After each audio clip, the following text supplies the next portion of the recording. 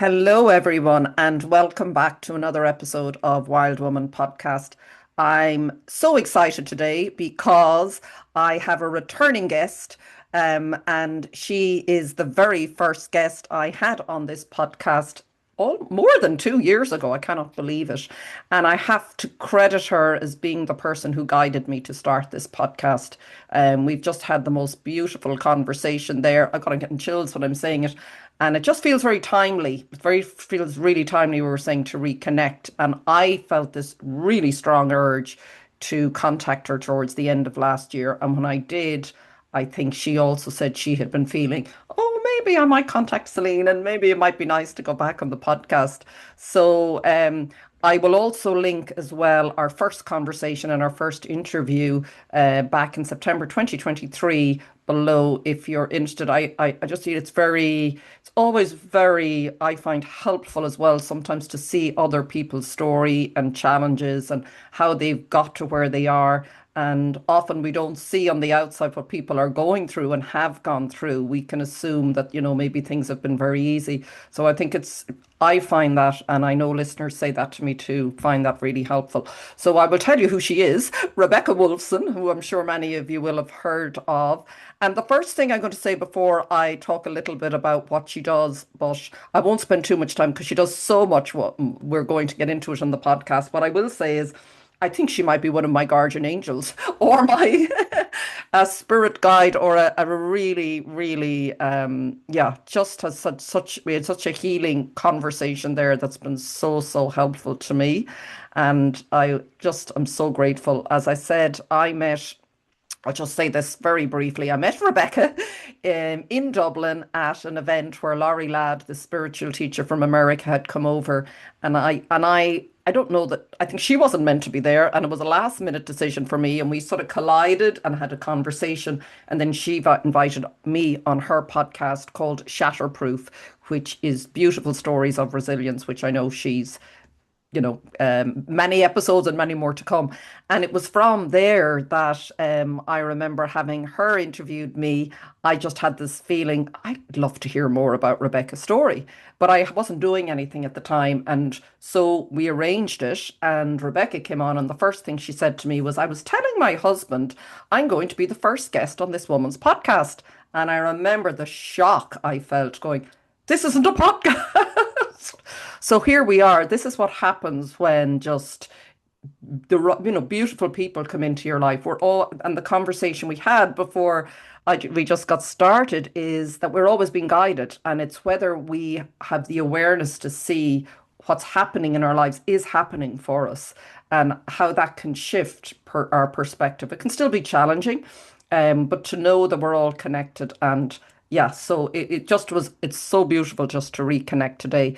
But to tell you what Rebecca does, she's such what would I call a polyglot, they call, who is just a master of so many things. She is a spiritual guide and a therapist, and she's over 30 years of experience in social work, and she specializes in mental health. And her approach is grounded in compassionate care, cultural competence, and a deep belief in the human capacity to overcome adversity. And she holds a master's in equality studies and a master's in integrative counseling and psychotherapy. She's a certified life coach, clinical hypnotherapist. I don't know where you got all the time, Rebecca. Reiki master and an intuitive Akashic records reader, which I wasn't aware of. And she also hosts the beautiful Moon Magic Women's Circles as well as her podcast. So, and so much more. Welcome, Rebecca, and thank you for coming back. Oh, Celine, Happy New Year and Happy New Happy Year New Year after all that. I yeah, didn't even say that. and Happy New Year to all your fabulous listeners. Celine, I am so grateful to be here. I'm just delighted, and the conversation, the healing conversation. It's both ways, you know. I just love your energy from the moment I met you at that bar all those years ago. We were queuing We weren't to get drinking. we weren't We were drinking. talking. No, we No. were getting a cup of tea, wasn't it? But Yeah. we were chatting and just connecting, and I remember asking, saying, "Oh, I run this or host this podcast," and you just look Think like I mentioned someone. my book or something. I Yeah, I think said that's your what probably brought it stories up. are phenomenal of overcoming adversity and your resilience. So I'm just so delighted, and thank you so much for honoring me and mentioning that I was a Oh, stepping stone in your journey for Wild Woman. And just to say, I have loved listening to the show. It got me through, as you know, the summer. I had a period of ill health, unfortunately, and then I had to write my thesis, which I was not looking forward to. I loved the subject, but not looking forward to the academic discipline. And Wild Woman got me through. So you got me through, and all your amazing guests. So Oh, I'm thrilled to be here. And I had been only thinking about you, and then you reached I out. know. Amazing. So trust the nudges. Like that really is what I'm feeling more that we're in the times we're living in right now. It really is about what we're shifting into is living more in the moment. We were talking a little bit about that. I've always found that hard. And although we may need to, we have to plan on some level. But I'd be interested in your perspective on this shift we're going through now that it can be described in different ways. I feel it's just really we're coming more into the memory of who we truly are and actually embodying that in this life as best we can.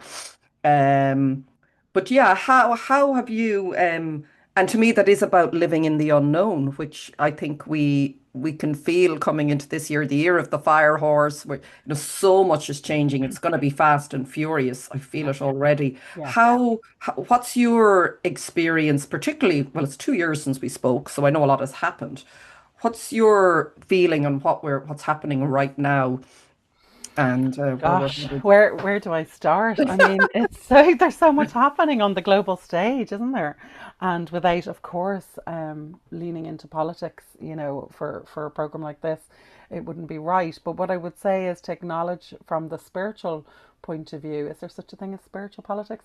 I believe that it has been for the last number of years and may continue for a part of 2026, to be a spiritual battle, and it is about the light is coming back. And so where we have Oh, light, I got a big chill there. the duality of where there's light, there's darkness.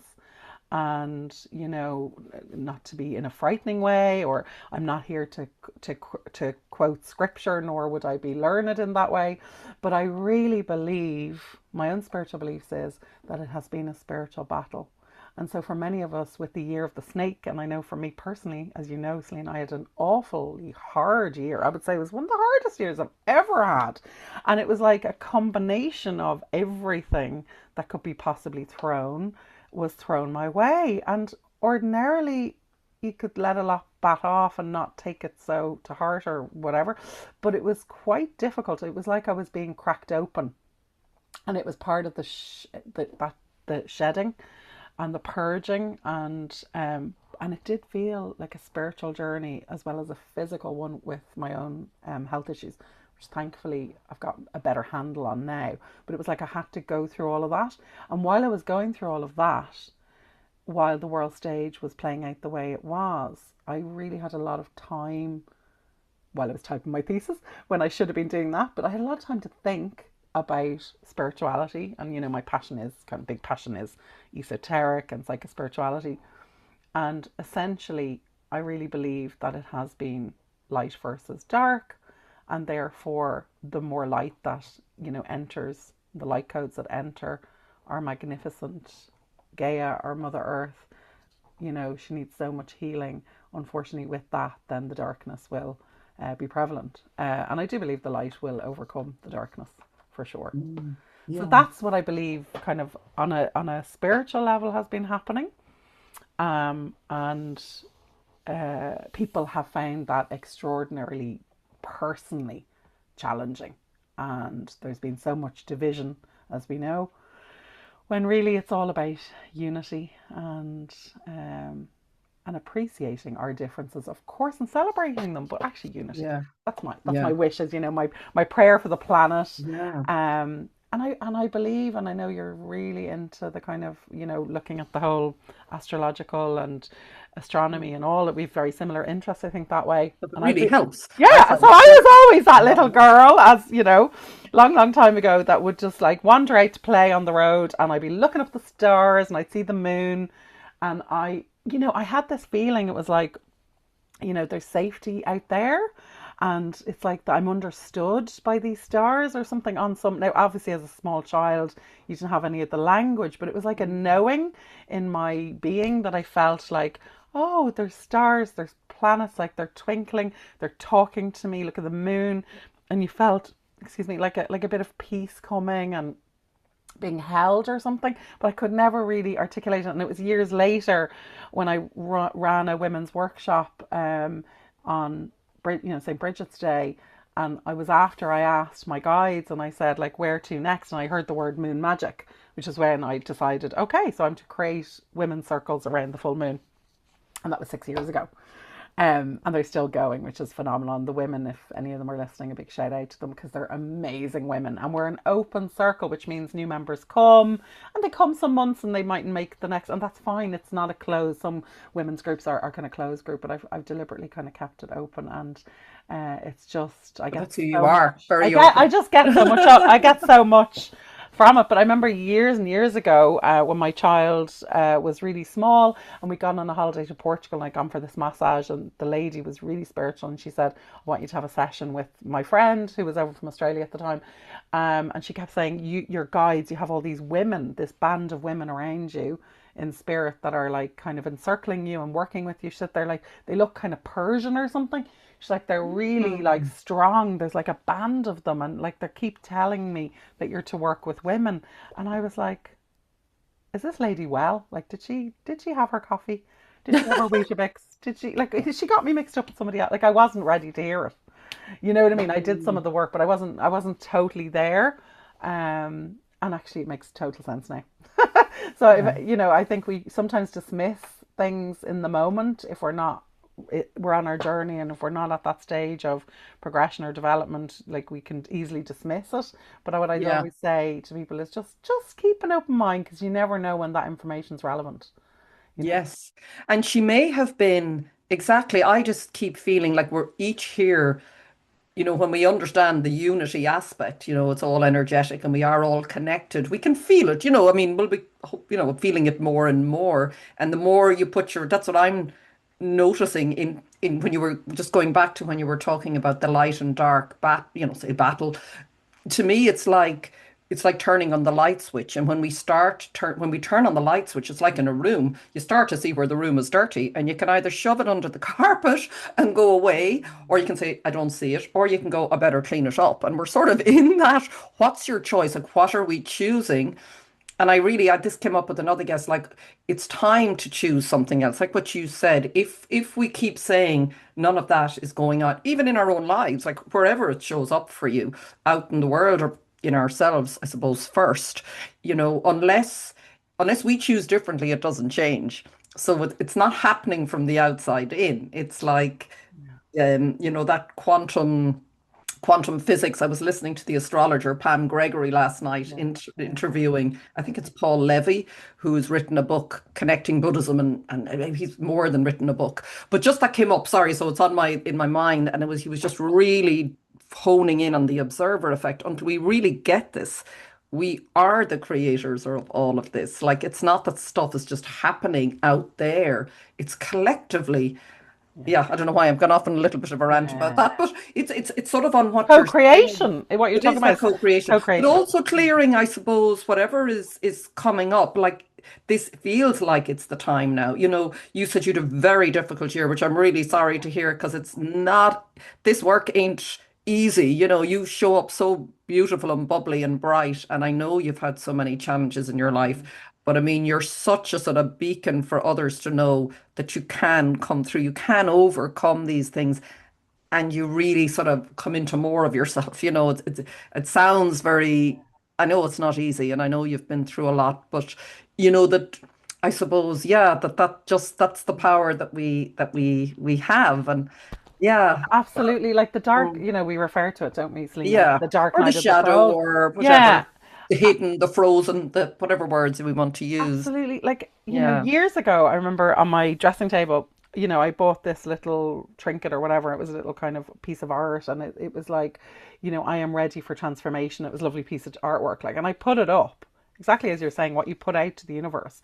I'm ready for transformation. Like, it wasn't clear, like, I learned through love with grace, like, I'm ready for transformation. That transformation isn't always going to be That's a big statement to make. That's a brave with statement. butterflies and angels and crystals, and you know what I mean, all the lovely fluff things that I love too. Well, the angels are a huge guide in my life, so they're definitely not fluff. But you know what I mean. It's really, Mm, like, I had that up there for years, like, so it was like, bring it on. I was saying, bring wow. it on. But I'd say to people, be really careful. And you know, Florence Scovel Shinn is that Mm. amazing author. Like, obviously, going back a long time. But her words, you know, your words are your wand. And I would say that I've been so consciously aware of that when well before I even decided to train in hypnosis.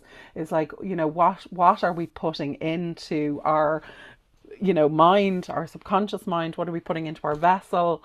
You know, we choose to engage. So, for example, you know, we have battles in this house between me and my husband around the news. He loves to watch the news, and I said, look, you have your phone, you can check the news that way, but I cannot have Sky News you know, day in, not day out, we're all working, but still, like, in the evening or whenever you have a bit of free time, like, literally in my sitting room, like, I cannot have that. If I want to check Mm. something, that's fine.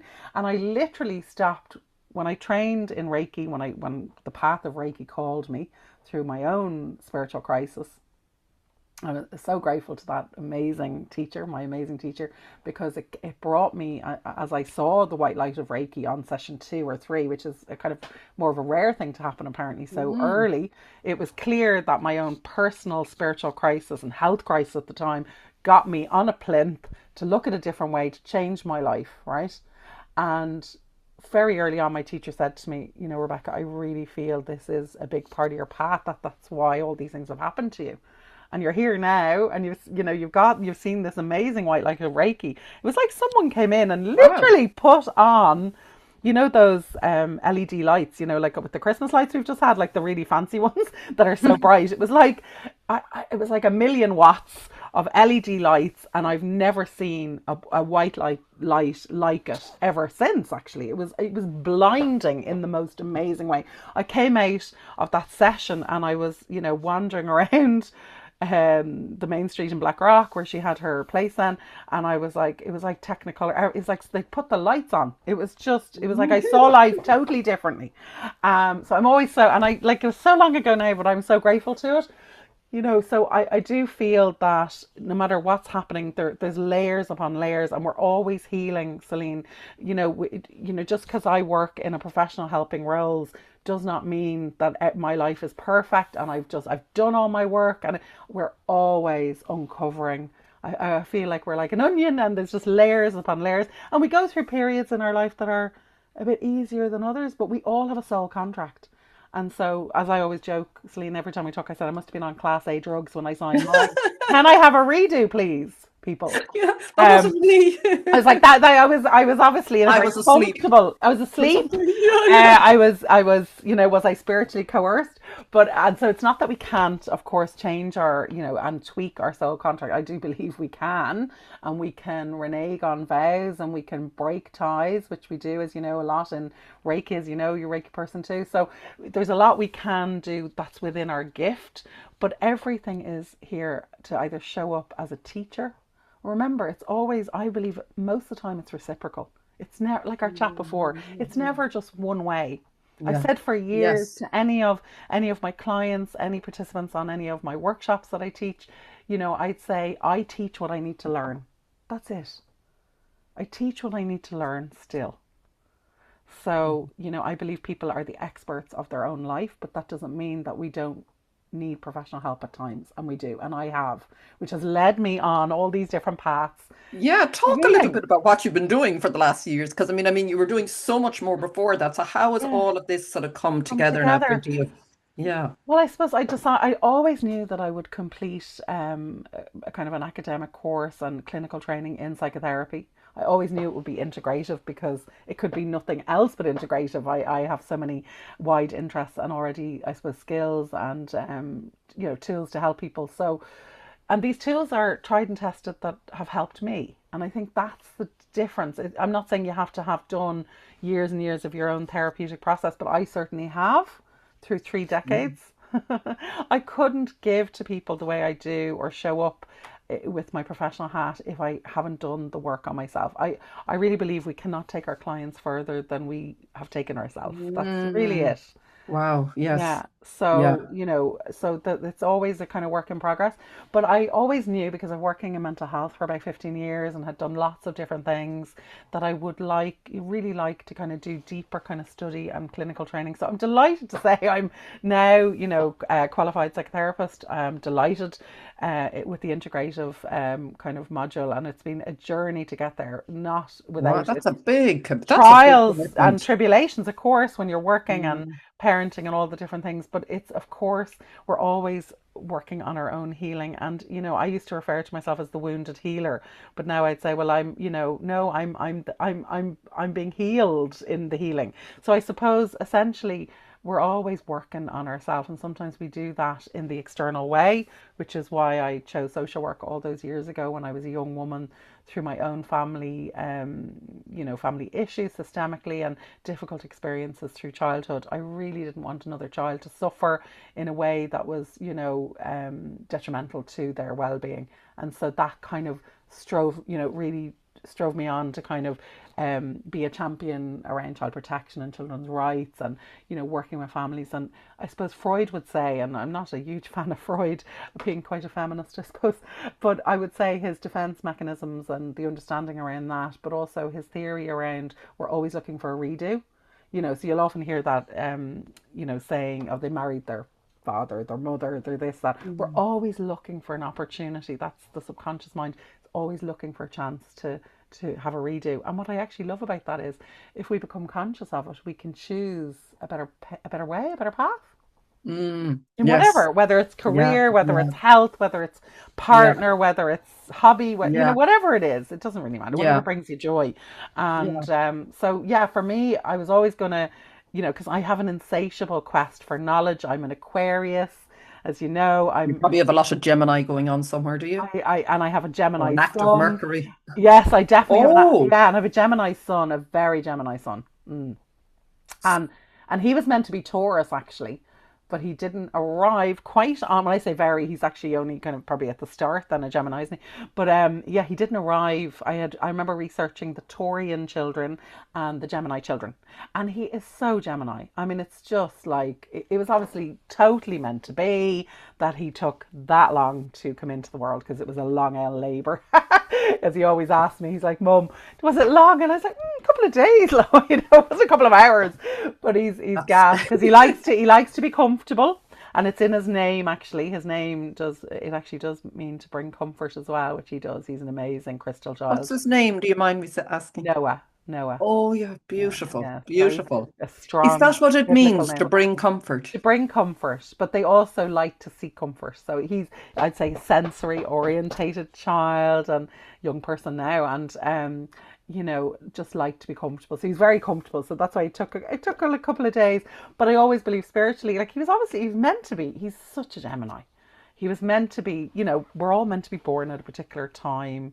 And actually, I was a prem baby, Celine. So I often think, oh, like I think I'm quite an Aquarian, but I'm just on the going into Pisces. I'm at the end of Mm. the Aquarian, But I was reading about astrology since I'm about 9, and I still like I just learn every day. Like I I just love it. know I you could love it, learn isn't it? forever. So do I. I feel Yeah, like it feels like coming home to me, and I don't claim to be like I'm studying it quite a few years, and I think I'll be at that for the rest of my life because yeah, I think it just gives us, well, it gives me, I'm yeah, Piscean as well, and yeah, yeah, yeah, it gives me a language that I always was searching for.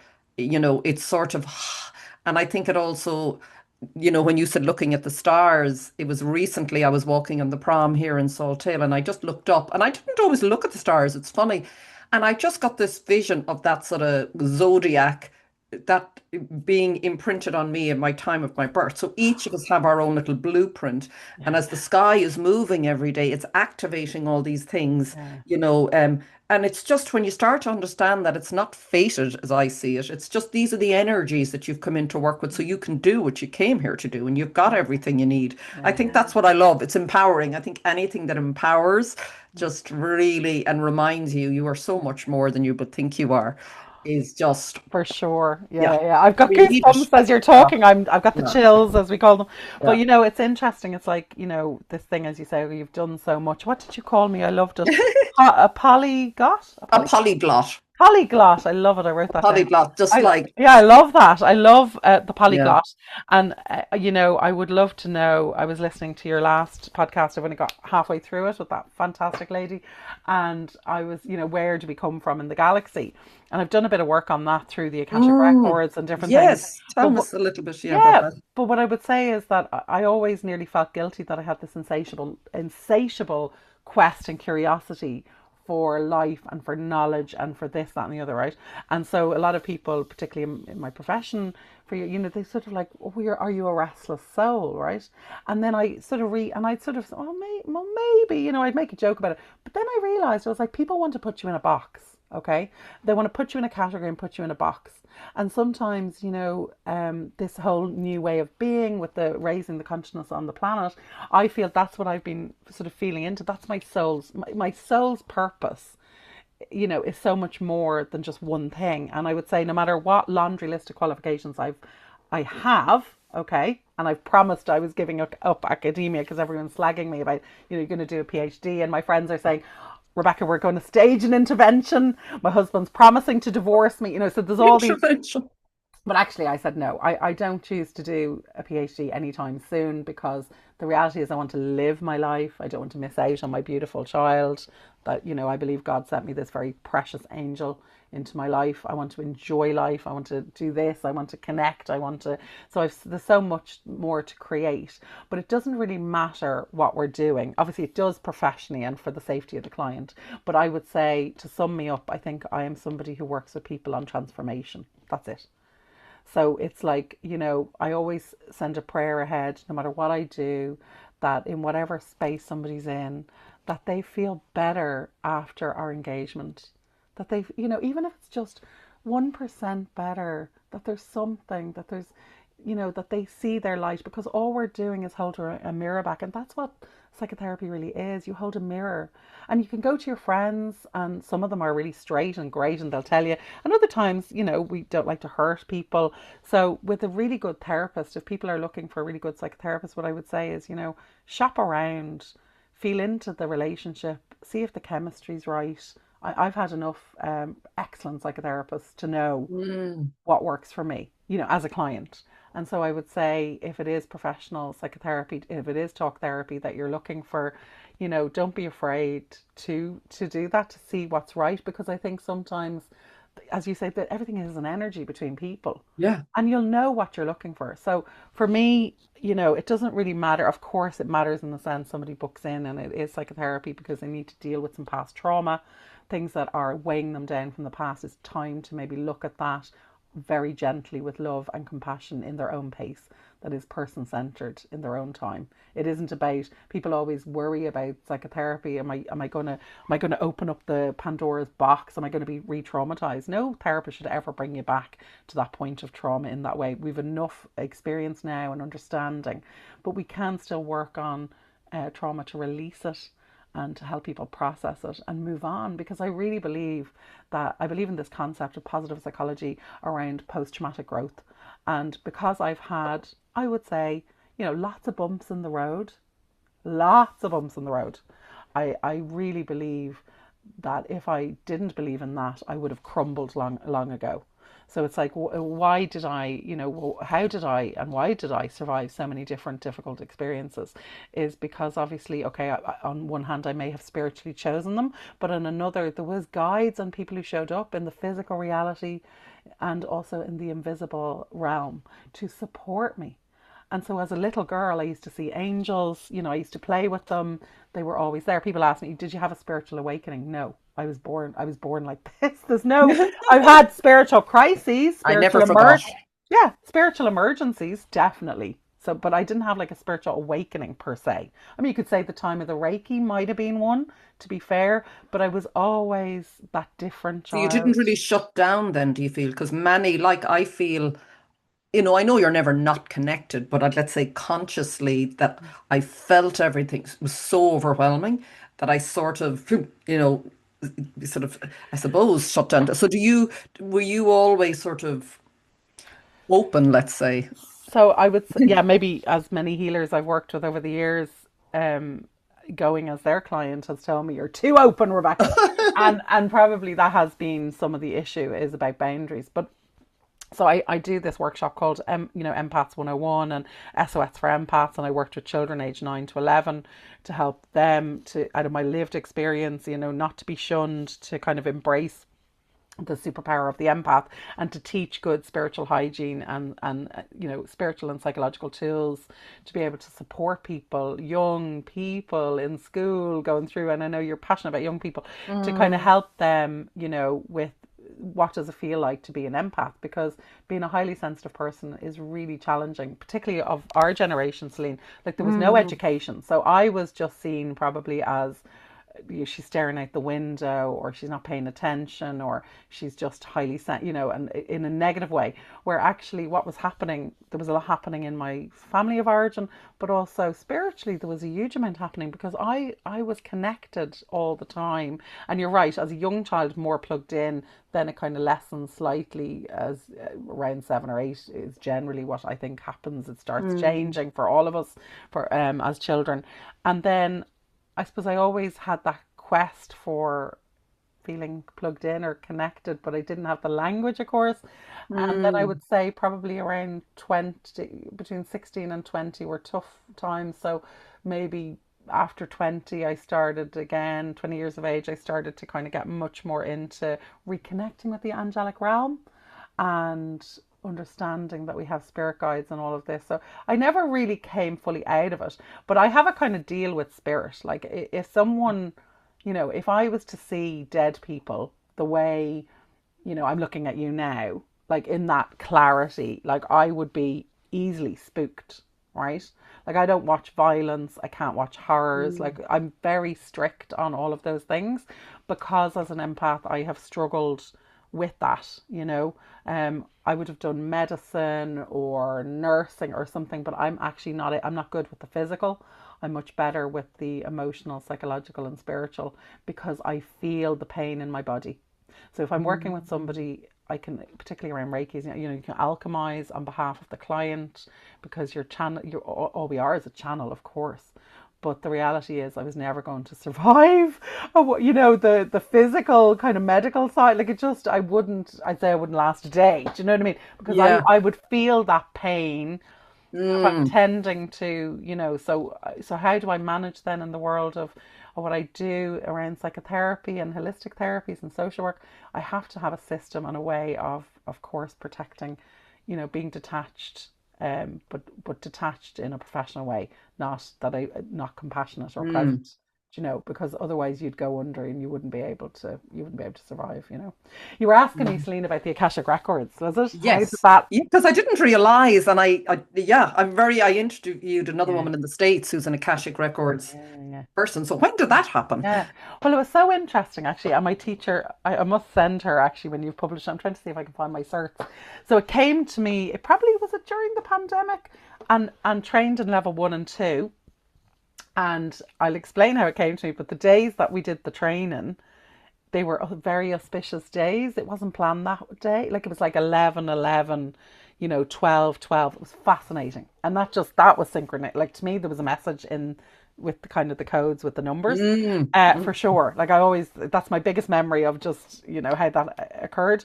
But what's really interesting is that I had run a workshop, and Sorry, I just looked at the time there. It's 12:222. I love it. Oh, And well, and it was 11:11 just before when we were out. Every time I looked, there's just so like a that's code. my mother. 222 is my mother. So she was the 22nd of the second, and I actually have a tattoo on my leg to my mum, which I got when I was about 45 years of age. I was meant to get a tattoo when I was 40, but I do tend to take my time with these things. But I said I'd get one to her, and I have 222 on the leg. So and we were really chatting about mums, weren't we? The maternal Mm. line. So that's really lovely. Thank Here you, with Celine, us. for Yeah, letting me it's know like it that. just so. Boom. That's so exciting. But yeah, so what happened was this beautiful lady had come to one of my workshops and she was just setting up her business and she does loads of things in the world, like a lot of heal. She's basically a healer. But she also then was training herself in the Akashic Records. So she asked, could I be one of her kind of case studies? And that opened up the whole world. Like I'd heard of it and I'd read bits, but I was like, oh wow, yeah, of course I'd be really open. And thank you, thank you, thank you. And went and it was fabulous. And then when she had got her, sort of trained the trainer, she was ready then, to contact, and she came back to me and I said, oh yeah, yeah. Oh, I'm ready. But actually what came to me was, and I shared this with my teacher at the time, was I was in Turkey with my husband many, many years ago before I had our boy, who's 12 and a half now. And I was in Ephesus and I was walking throughout these ruins and I got to the Library of Knowledge. Obviously, it's all ancient ruins. And I had in my mind, I'm just closing my eyes for a moment to remember the image, I could see a library all around me of all the books. And I was transported to another realm and I did not move for about 40 minutes. It was 42 degrees heat and everyone was sweating. And my husband was like, come on. And I was like, no, I will in a sec. You just don't realize what I'm seeing. And then it was years later when the opportunity to train in Akashic Records, I went, I was being prepared. And I could see I could see the book, all these books of life, like that's what they were showing me. And so it was probably, and I've always worked with Archangel Michael and Archangel Metatron, and even Wolf Coaching Academy, which is my former business name. When I got my logo, I didn't design that logo. The designer designed it, and it's Metatron. Okay, and so it's fascinating. So it's all in alignment. I do believe that, and the reason you don't know about my Akashic Records until you asked for my bio is because I haven't been up to now advertising that. So that is like people come to me, it's word of mouth, and Yes. I suppose I'm really conscious because I work in the mental health space, Celine, and I'm really ethical and considered around people who are in need of supports, particularly professional supports, that the right people are accessing the right help, even if it's in the private practice, that it's the right thing for them because we have to be careful, we have to be conscious. And thankfully, I have a lot of credibility and also experience working with people who are vulnerable or going through a very vulnerable period. And what I would say is Akashic Records they're the big guns. Like you don't open your records lightly. I mean, we're not even meant to learn the prayer off by heart. It's so sacred. And I really, really, How do you mean learn the prayer? This is when you're so, opening up so the when you're record, is opening, it? you open your own Yes. records, which Okay. is this great super Yes. computer of all our Yeah. lives and our experience. You know all this, and your fabulous guest has gone through all this, I'm sure, to Okay. explain to your listeners. But essentially, you've got every kind of thought, deed, action in this supercomputer, if you like, of the universe.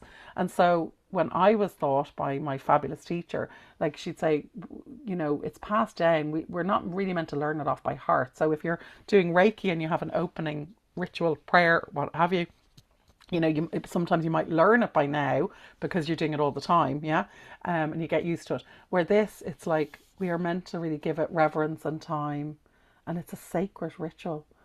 So it's a sacred journey, I would say, and it is phenomenal. I've been able to. My first client was a dog. A dog. My old dog walker rang me and she says, "Don't you do something with healing?" And I said, "I do." And I happened to be doing the training that weekend for the level one or something. And she said, "My dog is really sick and I don't know what to do," but like she loves her dog so much. And I'm a big animal lover, a big dog lover in particular, where I got that from my mum. And so I said, "Look, leave it with me. I'll tune in." I mean, I don't know how it's going to work because, I've this is interesting. I said, a dog. I wasn't expecting this. So I went in. So I went into his records, and they showed me the guy, his guides, and the keepers of light showed me that he had a parasite in his intestine and he needed to be on a drip, and it was very specific treatment that was required. And then, I closed the records, I sent Reiki distance healing anyway, and then I called her and left her a very detailed message on what she needed to do for the vet. And she rang me the next day and was like, "Thanks to you, or whatever you were tuning into, my dog is alive, and I had to fight with the vet, but it was 100% accurate, right? And I was blown away by this because I was like, well, it's not thanks to me, like this, it's not me per se. Do you know what I mean? I just happen to access it, but like I find that phenomenal. And so Oh the my big God. joke is my first, because you That's could do so many brilliant. case studies. My first one was on a beautiful cockapoo, Oh my God, that's and fantastic. and that was it. And he went, Fantastic. and he healed, and he was great. And I was like, you don't know where this is going to lead in life. You just don't know. And how, it's just amazing when I listen to you, I'm just going, my God, all of, you're so on a day-to-day basis, what way what way are you working now? You're still doing some of your social work, you're working Absolutely, as a yeah, yeah. No, psychotherapist. I'm still So how working. does it all, So yeah, how do you blend so it all? I still work kind of part time within statutory services and with my social work hat. Okay, so my specialism is around adult safeguarding.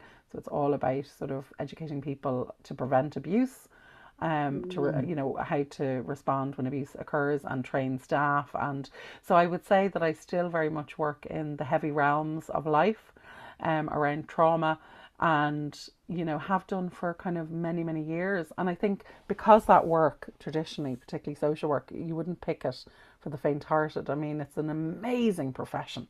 I'm so proud to say that I've done social work for so long. I really am. I think we are 30 agents. years, that is some achievement. It's My God, that's incredible. It really is.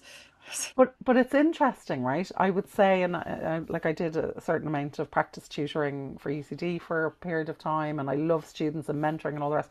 But I had to make a change, and I made that change 6, 7 years ago when I went back and I decided, okay, I'm going to do the coaching and do the professional, executive, and life coaching, and I'm going to really give myself a chance to set up even a business part time to work. I work with men and women, but I do a lot around women's circles, and I do a lot of coaching with women, and so I really needed that, Celine, because it's important to have creativity.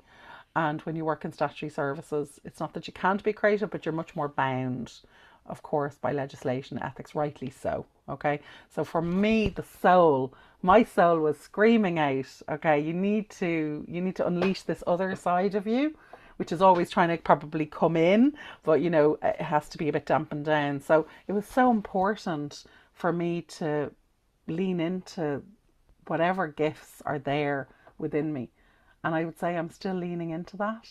And I don't always get the perfect balance. But yes, I have my own private practice in terms of psychotherapy and coaching, and of course, holistic therapies as well. So, I mean, in relation to where I go from here, it'll be interesting. It's the year of the fire horse. I'm really excited. I've rebranded it. It's now Blue Lotus Therapy. Beautiful. And that came from an amazing reading with a lady who read for me a decade ago when I was very sick, like I seriously physically ill in hospital 10 years ago, like had a near death experience, that level of sickness, right? And I, thank God I came through it all. I was so grateful, and a lot came out of that. And I'd gone to her and she read for me, and she's so in tune with spirit. And then 10 years later, after exactly 10 years later, where I had another hospital admission where I'd been very unwell, not as seriously unwell, but complex healing with it and needed support for a while, nursing support and everything at home. When I got through the worst of that, I arranged a session with her, and I'd forgotten it was her, right? But she knew my energy and I knew her energy, and we were buzzing, and even down to the jumper she wore had stars. My jumper had stars. She says, I know this energy. I know you. And I said, I know you, but I couldn't remember it was her. Like exactly at that moment, I did after. Mm. Anyway, there's a reason for sharing this with you is I felt spiritually that was full circle. That was a decade before had been absolute a battle of light and dark without going into it. But I'd gone through huge professional bullying at the time, and I'd gone through very difficult experiences. I had my first miscarriage. My dad died suddenly, and then this awful bullying was quite of a significant level, okay, professionally. And so everything that happened was like boom, boom, boom, hard times. Mum was very sick with acquired brain injury, and I had a small child, and I was working in child and adolescent mental health. So it was a very tough time in my life, and having that support, of this particular amazing intuitive person, she was able to guide me and give me hope and light and, you know, all the rest of it. And then the fact that I'd gone through this very difficult period in 2025, she came back into my life. And we were talking, and she uses cards. You know, she doesn't need the cards, of course, Mm. but she uses cards. And one of the cards had a lotus flower. And all week I kept hearing the name Lotus, Lotus, Lotus, then Blue Lotus. And I was like, no, I'm imagining it. And I was wanting a new name to reflect my new qualifications in counseling and psychotherapy. And the card that she pulled out was the Lotus. And it was exactly about career. So I smiled. I said, okay, thank you. And this, I don't know if you remember my story about Shatterproof. I spent months asking for a spirit for a name for a podcast, and I couldn't think of it. I couldn't think of it. And I was in Dunn's, and I was queuing with my son, and there was, you know, the some of the fabulous stuff they do for, like jugs and things like that in Mm. summer. And one of the glasses or something that had the tiny label Shatterproof, and that was it. That was it. Because I had asked that morning, I was like, "No, come on, I'm getting a bit frustrated. I need a name. Just give me a name." So it It's a doesn't. brilliant name. I just have to say, it's a Brilliant brilliant name. name, because You it's don't like, need to say anything else. You just know when you hear it. It's fabulous. Yeah. Yeah. And it really sounds when you're talking there about everything, your work in social work, the work you're doing now, it is always in that sort of light and dark, that you've a foot in both camps and you're helping people having seen and been there yourself. And you're so full of light. Like it just really fits, these are the times that we're in now. We're sort of clearing a lot of the dark and coming more into our light. Like it just sounds like this beautiful blend that you're bringing. Like it's not this all, oh, everything is great and lovely and this is my path, which is all fine too. But we're also we have to deal out in the world and in ourselves with what's really going on. The stuff I know I've shoved under the carpet for years, and I don't judge myself, but sometimes it just froze as a child, yourself when we have an experience. So the only way we can really embrace our light is we have to look at our dark, don't we? We have to face whatever it is. And I know you're seeing it. So it just really strikes me that that's a big part of your work, is how you're really, you have a foot in both camps. You're able to blend that together for people wherever they're at yeah, in yeah, whatever tool they need, because obviously it will vary yeah. depending on who comes to you Yeah, no, privately. that's a lovely way of summing that up, because it does feel like that. I mean, sometimes, especially when I was Walking between worlds. Sorry, having you're and sort of. but actually some great spiritual teachers have told me, they said, Rebecca, some of your mission has been about bringing heaven to earth. And that's like what, it's about kind of making it more practical. Mm. That the link with spirituality and psychotherapy is, it's depth psychology. I mean, I'm a big fan of Jung, always have been. I feel like 2025 was maybe my shadow. It was my shadow had come up as the shadow of, if you like, on the global stage was emerging and has been emerging for several years. I had to look at my own aspects, of course, because it's always about us at the end of the day. We We're are, creating it collectively, yeah, aren't we? yeah, of So unless course, we deal with our stuff, of course, it's, isn't it? absolutely, it It is. sounds ridiculous. Someone say, but how would that affect the outer world? But it actually does. Like I've always noticed when I'm judging, it's usually because there's something inside I don't want to look at in myself. And if Yeah, I do look at it and I do some work around that, that sort of judgment can dissolve. And, when you start talking about unity, all of that can only happen yeah, when we've sort of come to that place in ourselves. I feel like if I can't be that in myself, well, how in God's name do I expect to see it in the world? Like yeah. No, I suppose it's a shift in how, yeah. Anyways, that's a shift in how well, we it's see the how the peace. world. We all want inner peace. We say we want to be happy, but actually, essentially, when it comes down to it, like, we're looking for kind of inner peace.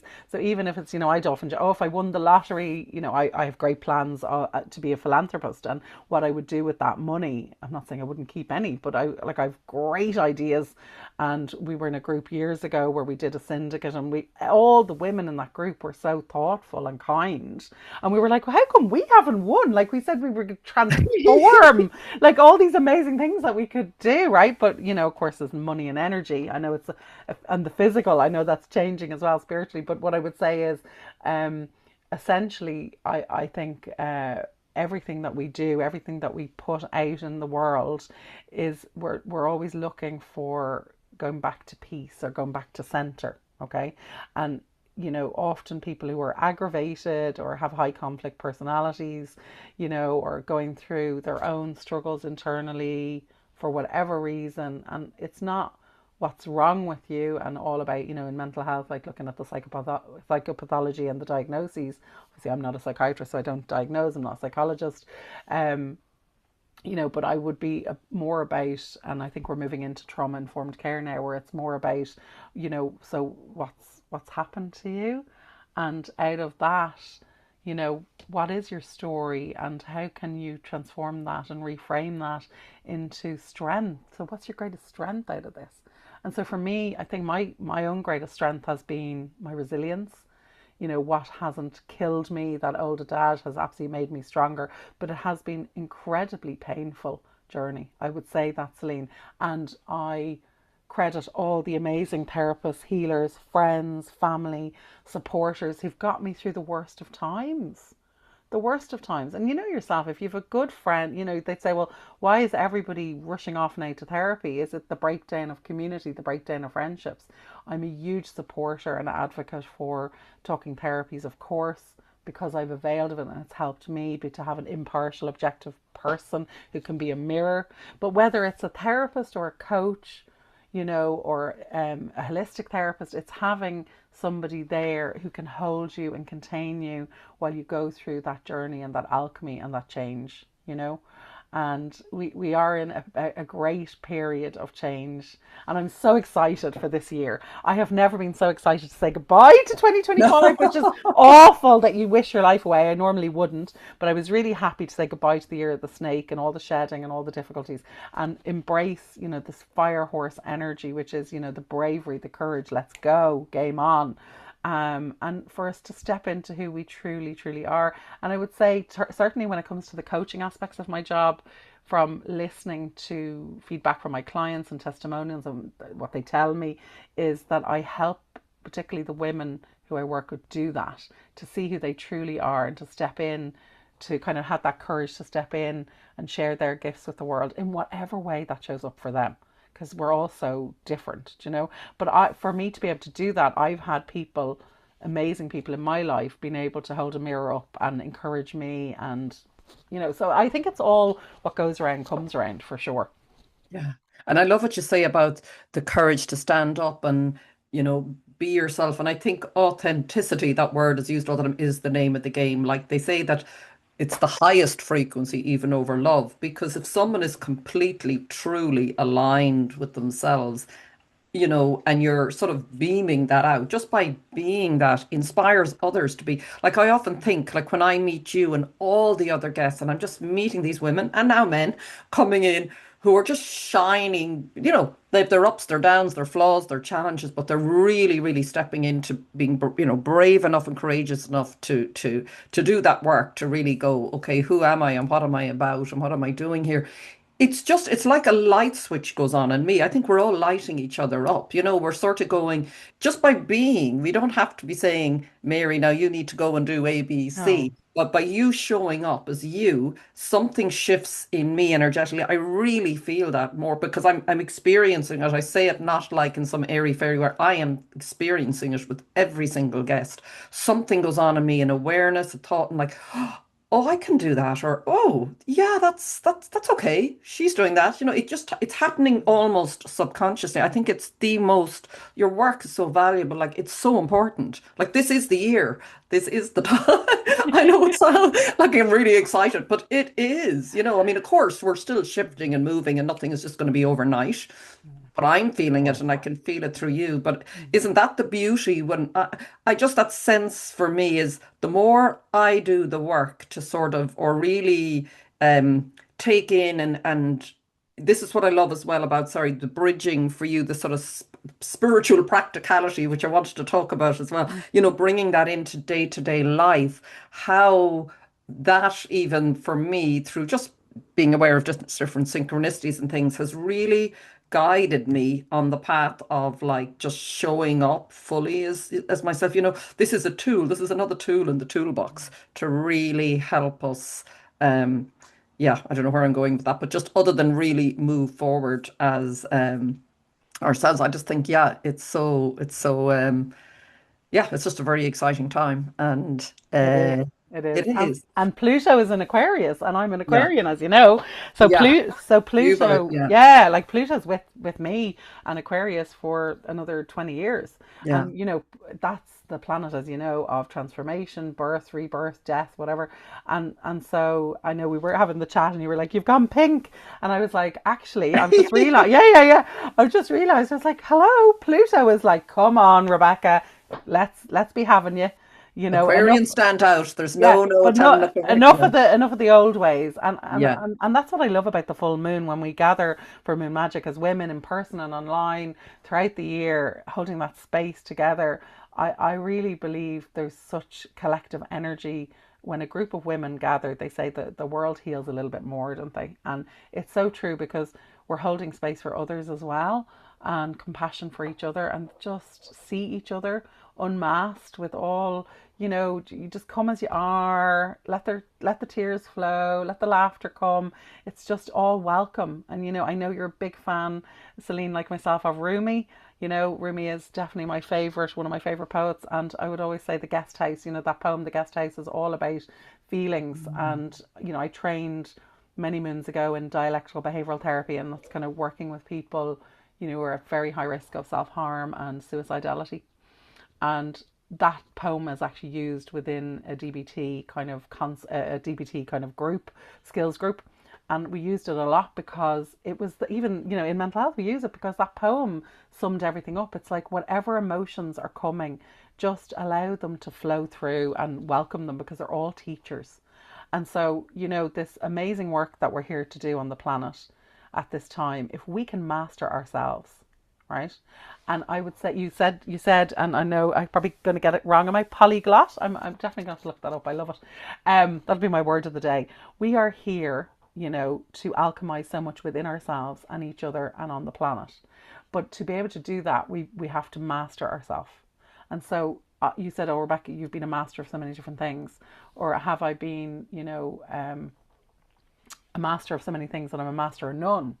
But essentially, I feel that they all feed in together, and that's the integrated kind of model, and they all have their place.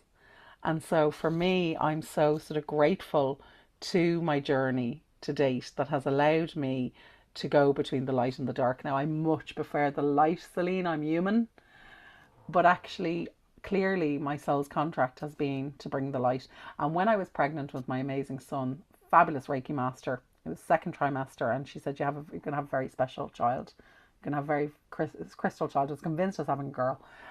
She wouldn't tell me. She was like, crystal child, healing child, amazing child. And I said to her, "Oh, what do you think career wise?" And I remember she said, "What am I meant to be doing? What am I meant to be doing? Am I on the right path? I always want to help people, but am I on the right path?" And she made the best statement, the best advice. And she said, "Rebecca, it doesn't matter what you're doing, whether you are the cleaner, the CEO, the podcaster, the therapist, the banker, you're bringing your energy, and that's enough. And you're changing everything with that." And so that for me really helped. It That's really what helped. changed worlds, doesn't it? That changed That's lives. That, it. your energy. It really, isn't it? Your action comes out of that, but just showing up Of course. Yeah. as, that is the power of who we truly are. Yeah. And can you just, because I think it's a lovely sort of connection between the spiritual and the very practical, emotional work that you do. You did your thesis, and I was really, the minute I read the title of it, an exploration, excuse me, of a sense of presence from a deceased relative or spouse as a continued bond and the impact on their bereavement journey, after death communication studies research. Can you talk about that, please? To me, it's just like again, blending it, sort of bringing it all. It's like opening up what's truly available to all of us. There's just something about that in what you're doing. There's so much more than we're so much more than we believe we are. Yeah. And all of what you're doing and your work on yourself and your work in the world is, I think, really and so timely now because we are really waking up to who we truly are, feel that or remembering. Yeah. Yeah, can you talk about We're that, just, please? It's really yeah. wow. Oh, thanks, Celine. I mean, a big shout out to my academic supervisor and to everybody in my life who supported me, because I really didn't think I was going to get that one out, Phenomenal get topic. that one Phenomenal written piece. and in and submitted and all the rest, right? And everything was, as you know, thrown at me in the year that kind of went against me sitting to just do it. But anyway, thank God it's done and dusted and all the rest. But in that, I wanted to choose something that was very deeply personal, and I wanted to choose something that I would learn, and that it would be a body of work that means so much to me, that it would spark and continue. That's, spark of interest professionally, for continued professional development, and then what I can bring out into the world in terms of new circles around bereavement that are kind of different from bereavement support groups, so that they would be a support circle, but it would be with a difference. So, born out of my lived experience of having so much different loss in my life, particularly my dear mum. But, myself and my husband lost many angel babies, unfortunately, trying to have baby number two, which we've not been able to have in the physical world, okay, which has been a terrible loss and tribulation for us. But reoccurrent miscarriages, thankfully 1% of the population. But there was so much grief and loss, and we lost a little girl second trimester in 2017 called Pippin. It was our anniversary there on the 31st of December. It was also our anniversary of how we got together 23 years ago. So it's a happy day and a sad day. Can you see the light in the dark? Okay. And so obviously Pippin's journey and all the beautiful babies, like spiritually, I've been able to connect with them, been able to kind of see them, been able to kind of talk to them and say, okay, not in this lifetime, for whatever reason you chose me as a vessel. There's terrible pain and loss that goes with that. Of course, to lose a child at any point is horrendous. Um, but I always say God knew me well, because thankfully, was in gestation, where so many people go through, of course, neonatal deaths and, stillbirths and all of that. So I suppose anyone who's listening has gone through that. I send you so much love and support, and get support, and never be dismissed. So through my journey, our journey of a whole decade of my life, that terrible loss, that terrible pain, I always was searching for the signs of life and the signs of life from beyond. And so, because I've lost so many people in my life, I wanted to write about a sense of presence. So if I put on the radio and a song comes on, Tina Turner, I think of my mum and some dark days in the nursing home when she was really sad about her situation, with her acquired brain injury, and she was feeling down, and we put on our favourite song and we'd have a dance, a little bop, in the wheelchair, and, we'd lift our spirits again. And so if I'm missing her, I might, a song will come on, and for me, that's the connection. Other times, it's a rainbow, and I'm like, okay, they're my babies. They're saying hello to me. My angel babies are saying, Mama, we still love you. We're still here. We're going to guide you. We're going to be looking after our beautiful brother on earth. And so I'm so grateful that I looked for the signs, and I was open to them. And so I thought, well, come on, I can't be the only person on the planet in this sort of Western style culture that we're in. So essentially, the research was looking at interdisciplinary studies from around the world. So everything from anthropology to psychology to sociology to anthropology, you name it, I looked at it. And what it really came up with was that, we live in a world that, I suppose, the more Western the civilization, the less people will admit that they have this sense of presence that comes upon them, or in different ways. It could be just that feeling that my loved one energetically has come to visit and is there. Now, in the spiritual circles, Celine, as you know, in the circles we mix in a lot, that's not unusual. But in other circles that are outside of that paradigm and ideology, it's really challenging to admit it, because of fear of, this, what they call the kind of the post-death hallucination. So are we getting into pathology, and therefore are we needing to book an appointment with the local mental health team? Am I seeing things? Am I hearing things? Am I unwell? Okay. Is there a kind of psychosis that's happening? And so the research would show that the more privileged, the more wealthy, and the more westernized, the less we talk about it to other people, but we still believe in the sense of presence, that it has a meaning in our life, from beyond the grave, literally. And the more Eastern philosophies that we go, like if we take, Buddhism, if we take the culture in Vietnam, they have, the altar to the ancestors, so each different culture around the world, in some cultures, like the Hopi Indians, they see it as a bad, not a bad omen, but like that, that the spirit is unsettled. And so the spirit is unsettled, like that there's a whole ritual that we need to do to kind of pacify and make sure that they're at peace. So not everybody is celebrating the sense of presence the way I am. So I appreciate that. And the study for the thesis let me understand that.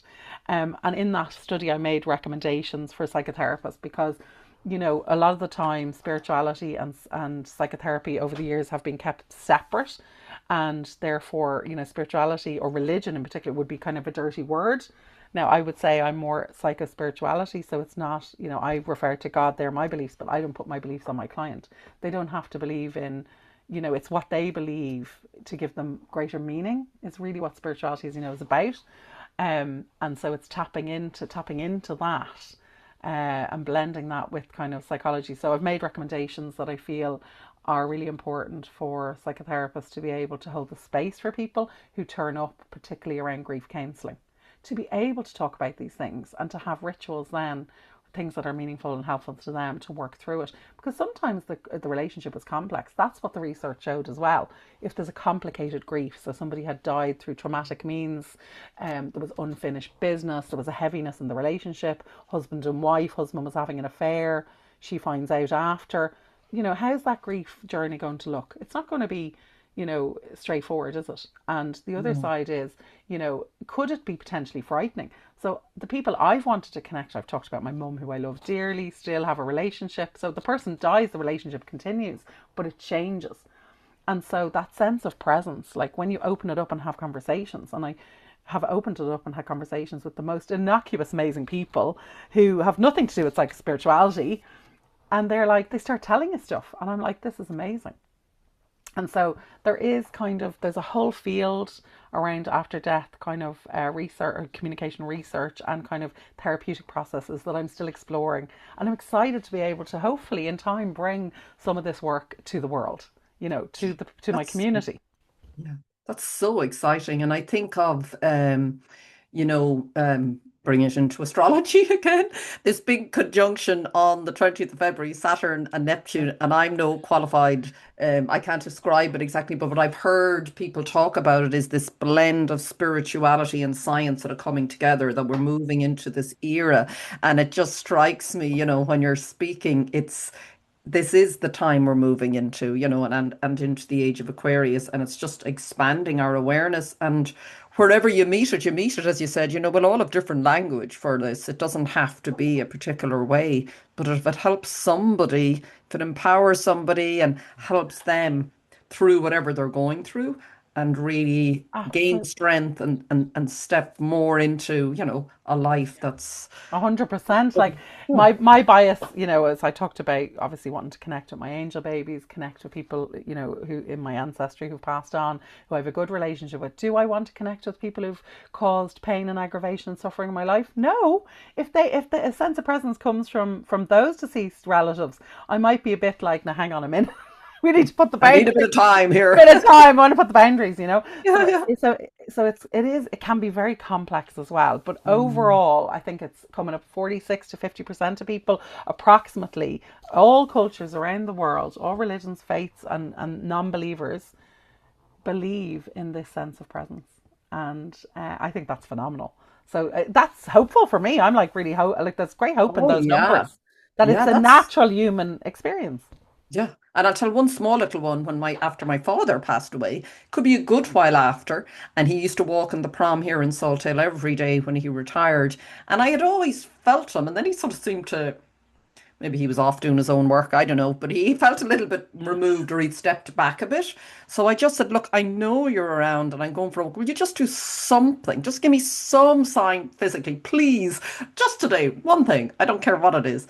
And I was walking the prom and I was up and down and I was nearly back in my car and I was like, and then just at the road where he would have turned up, I was walking, and I swear to God, this bird came in. It could have been a seagull from the sea.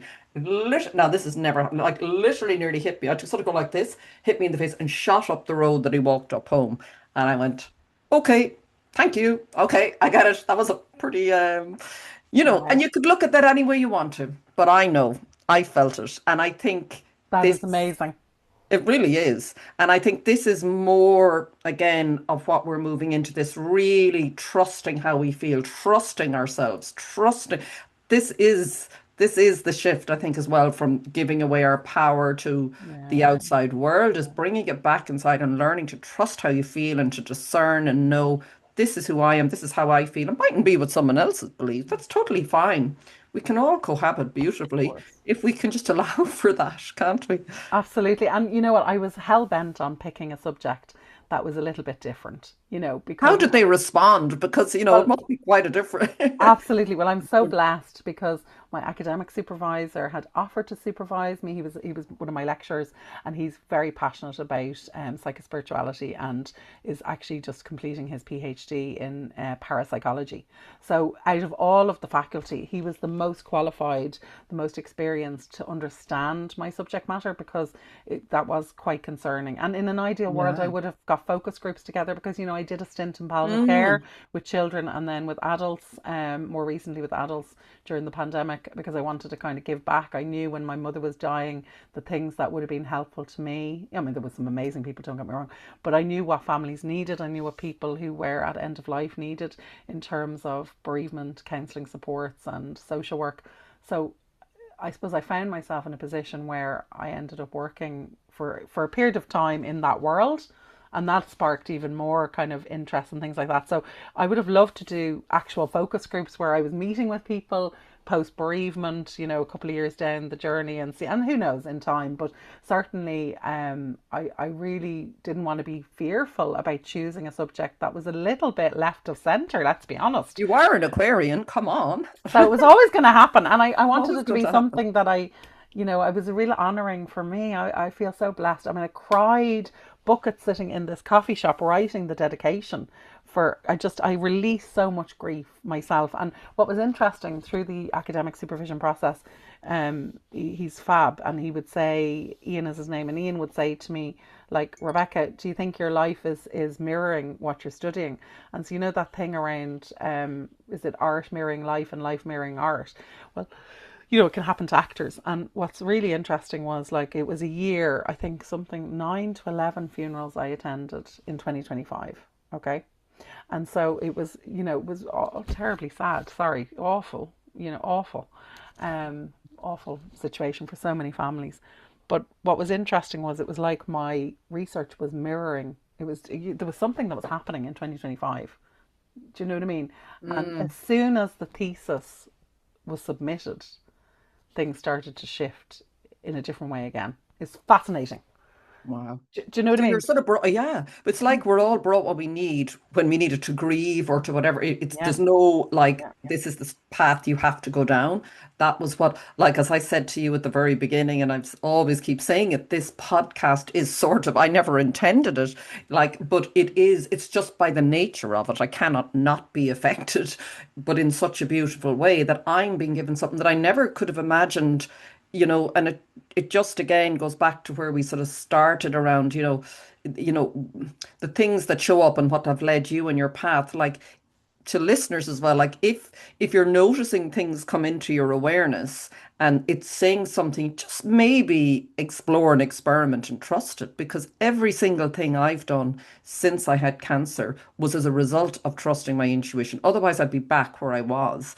I mean, I probably wouldn't be. God knows where I'd be. I'd probably be sick again or something. So, the power of that. But I mean, you must trust yourself. I'm not saying don't do anything, it doesn't feel right. But if something is nudging a little, so like you got through doing this, your thesis, exactly what you needed.